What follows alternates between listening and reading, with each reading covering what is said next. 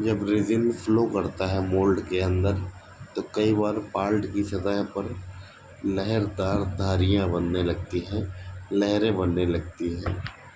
ये कुछ बहाव के निशान जैसे बनने लगते हैं जो कि देखने में हल्के गोलाकार के होते हैं। तो इसी तरह की धारियों को हम फ्लो मार्क कहते हैं क्योंकि ये निशान होता है फ्लो का, जो हमें बताते हैं कि प्लास्टिक रेजिन सही से मोल्ड में फ्लो नहीं हुआ है, बराबर से उसकी फ्लोइंग नहीं हो पाई है। इस फ्लो मार्क के आने की बहुत सारी वजह होती हैं, जिनमें से सबसे पहली वजह है प्लास्टिक का ठंडा होना, यानी कि उसका मेल्ट टेम्परेचर कम है और मेल्ट टेम्परेचर कम होने पर वो गाढ़ा रहेगा और गाढ़ा अगर रहेगा तो फिर मोल्ड में ठीक से फ्लो नहीं कर पाएगा, जिससे फ्लो मार्क आने लगता है। अब अगर मोल्ड खुद ही ठंडा है और मटेरियल यानी कि रेजिन गर्म है तो गर्म रेजिन ठंडे मोल्ड में जब जाएगा तो वो जमने लगेगा और उससे फ्लो मार्क आ जाएगा। ठीक वैसे जैसे ठंडी कटोरी में दूध रखने पर ऊपर मलाई जम जाती है, उस तरह का डिफेक्ट आएगा। अगर रेजिन को इंजेक्ट करते समय मोल्ड में इंजेक्शन स्पीड और इंजेक्शन प्रेशर कम है तब भी इस तरह की समस्या पाल्ट में देखने को मिल सकती है, क्योंकि कम प्रेशर और कम स्पीड से पाल्ट देर में भरेगा और देर में भरने से वो ठंडा हो जाएगा सांचे के अंदर। चौथी बात ये है कि अगर रेजिन में जो मोल्ड का गेट है और रनर है, अगर वही ठीक से नहीं बना हुआ है तो रेजिन को फ्लो होने में बहुत दिक्कत का सामना करना पड़ेगा। ऐसे में इस तरह के निशान आना कोई बहुत बड़ी बात नहीं है, आते हैं तो बहाव बाधित हो जाता है। ऐसी स्थिति में अगर पाल्ट की दीवारें कहीं पर मोटी हैं, कहीं कहीं पतली है, ऐसे ही बनी हुई हैं जगह जगह, तो पाल्ट को ठंडा होने पर अलग अलग समय लगेगा और इसकी वजह से भी फ्लो मार्क जैसे निशान पाल्ट की सतह पर देखने को मिल सकते हैं। बहुत बार मोल्ड में यानी कि इम्प्रेशन में तीखे कोने होते हैं जिनसे उनकी स्पीड डिस्टर्ब हो जाती है और ऐसा होने से फिर फ्री फ्लो के निशान पाल्ट में देखने को मिल जाते हैं। ज़्यादातर इस तरह के निशान गेट के पास ही आते हैं और वहाँ से बाहर की तरफ फैलते हुए दिखाई पड़ सकते हैं आपको।